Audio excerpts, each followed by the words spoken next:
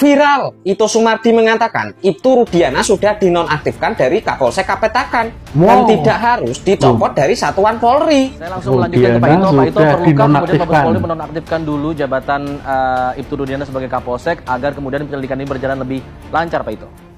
Terkait dengan Rudiana, karena dia ada anggota polisi aktif, itu dalam peraturan kepolisian nomor 7 tahun 2022, itu disampaikan bahwa setiap anggota yang diduga terkait dengan permasalahan hukum, maka yang bersangkutan itu sementara akan dinonaktifkan dari jabatannya, bukan dari status kepolisiannya, karena itu kan diatur dalam peraturan kepolisian nomor 7 tahun 2022 tadi. Jadi saat ini Rudiana sudah tidak menjabat sebagai kepala Kapolsek, sehingga memudahkan untuk pemanggilan.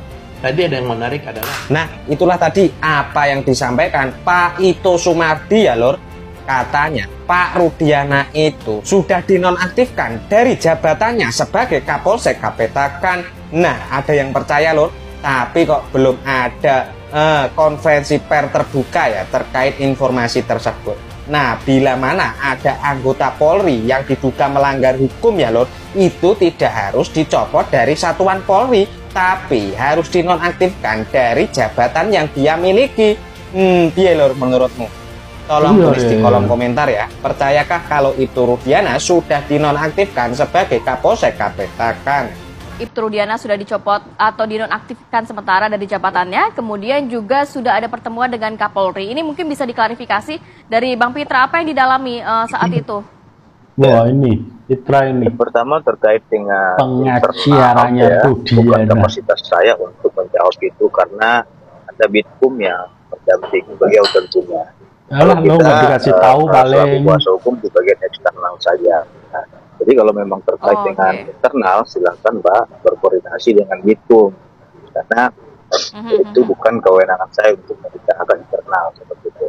Terus yang kedua, dalam kasus ini juga saya melihat bahwasannya banyaknya muncul ahli nujum dan adanya fenomena-fenomena saksi berahli, ahli bersaksi gitu loh, yang bukan kewenangan dia berkomentar ini, dan dia bukan ahli, dia berkomentar di luar kewenangannya. Ini yang membuat repot kita dalam menangani perkara ini, dan ini yang membingungkan masyarakat. Korbannya siapa? Ya korbannya masyarakat sendiri, karena banyaknya spekulasi ataupun keterangan-keterangan yang bukan ahli tapi dia bersaksi gitu, seolah-olah dia adalah pengacara, seolah-olah dia yang berperkara dalam kasus ini. Nah, kalau memang dia punya bukti, kasih aja kepada penyidik. Jangan membuat komentar-komentar yang liar dan tidak bisa dipertanggungjawabkan. Saya kira yang membuat perkara ini rusuh adalah saksi berahli dan ahli bersaksi seperti itu. Ada 32 pertanyaan.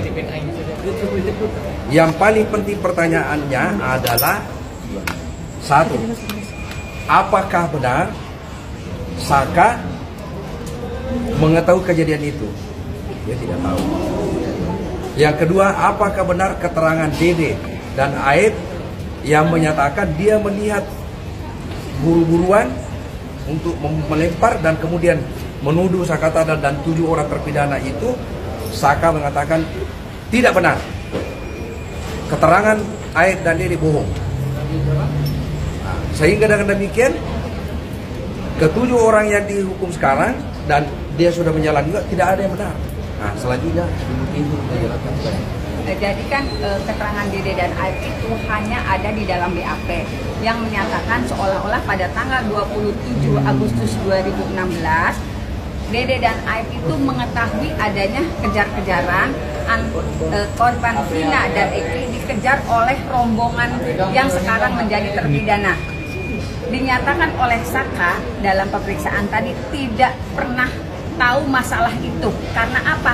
Saka punya alibi sendiri di tanggal 27 Agustus 2016 itu dia ada di rumah temannya, di rumah pamannya di Sadikung, kemudian ke rumah neneknya, kemudian ke bengkel pada malam hari.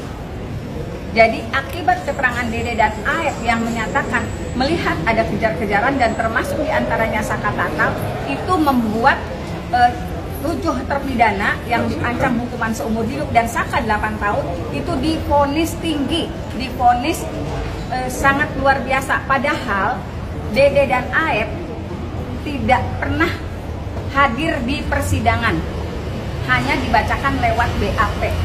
Jadi kita juga tidak mengkonfirmasi pada saat sidang betul nggak kejadiannya seperti itu. Dan sekarang yang terjadi, Dede sudah menyatakan bahwa dia pada tanggal 27 tidak mengetahui adanya peristiwa itu. Dia disuruh menulis sesuai BAP, menyatakan sesuai BAP atas suruhan Aep dan Bapak Rudiana sebagai pelapor. Itu sudah disampaikan di podcastnya Pak Dedi. Kemudian saya juga pernah berkomunikasi sebetulnya pada tanggal 31 Agustus 2016, betul tidak Bapak Rudiana menemui Dede dan Aep? Kalau cerita Dede, pada tanggal 31 Agustus 2016, dia justru tidak bertemu Bapak Rudiana karena dia tidak masuk kerja. Jadi akibat BAP yang ditandatangani di Polres Cirebon Kota merugikan 8 orang terpidana, termasuk diantaranya Saka Tatal. Gitu. Jadi Saka Tatal punya alibi sendiri di tanggal kematiannya Eki dan Vina, gitu ya Pak. Terus pada malam hari kejadian, ketika si Saka keluar dari rumah pamannya dan kemudian ke rumah neneknya, kemudian menuju ke bengkel, jarak pandang cuma 10 meter karena dalam keadaan gerimis. Jadi lewat dari 10 meter tidak kelihatan manusia kalau di gang itu. Nah, dan tempat kejadian yang di flyover itu, dia tidak melewati tempat itu karena dia mengira ada razia karena banyak polisi, dan yang membonceng dia tidak menggunakan helm, tidak punya SIM, sehingga dia tidak melewati tempat yang di flyover katanya ada kecelakaan. Itu yang tadi yang baru, kejadian baru. Selanjutnya kalau Sadikun namanya yang boncengin. Dikirain ada rahasia, jadi nggak berani soalnya nggak pakai helm. Saka Tatal di dalam BAP tadi. Oh, Pak Yasin. Keterangan Liga Akbar, keterangan Dede, semua adalah keterangan palsu. Sehat-sehat Pak Dan Yasin. ini sangat merugikan Saka Tatal. Keterangan Dede, keterangan Aep itu adalah keterangan palsu, dan itu sudah dikonfirmasi oleh Dede dan Liga Akbar bahwa mengakui keterangannya dia adalah keterangan palsu. Kemudian BAP-nya ada, tetapi BAP itu adalah BAP abal-abal yang dibuat oleh Rudiana. Maka setelah diperiksanya Saka Tatal, Rudiana wajib untuk diperiksa.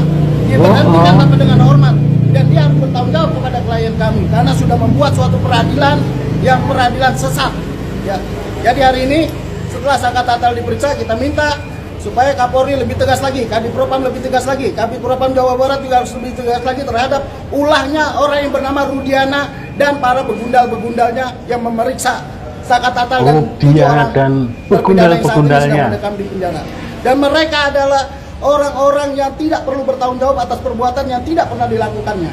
Maka dengan itu kita meminta kepada seluruh penegak hukum untuk segera melepaskan 7 terpidana, karena beliau Saka Tatal sudah memberikan keterangan yang sejujur-jujurnya, gitu ya. Dan PK Saka Tatal diterima. Insya Allah diterima, dan wajib untuk diterima, karena tidak ada alasan tidak diterima. Saka Tatal sudah mengatakan, sudah mengatakan sebenarnya Aep wajib untuk masuk penjara. Kemudian Dede sudah menyatakan bahwa keterangannya palsu. Liga Akbar sudah mengakui bahwa keterangannya palsu. Semua sudah didoktrin oleh orang yang namanya Rudiana. Dan para penyidik tahun 2016 wajib untuk diberhentikan karena ini sudah menyangkut tentang pri kemanusiaan. Saya cukup ya. Bantu Bu.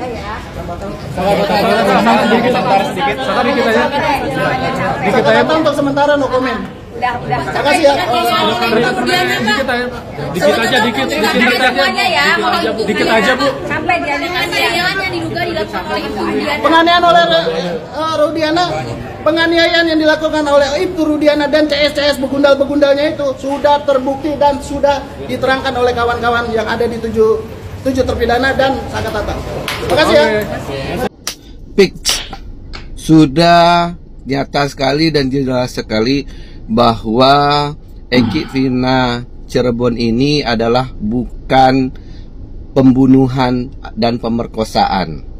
Karena dari tim pengacara Saka Tatal, Bang Edwin, itu telah menemukan bukti scientific crime yang tidak terbantahkan adanya percakapan SMS yang dilakukan oleh Vina kepada Widi, tepatnya kurang lebih dari jam 22 lewat 15 menit. Itu sama artinya dengan keterangan dia di persidangan PK Sakatatal. Jadi fix keterangan Widi ini tidak mengada-ngada, telah didukung oleh suatu scientific crime investigation yang scientific ya, yang tidak terbantahkan, yang ada di dalam ekstraksi HP-nya Widi, gawainya Widi dan Vina.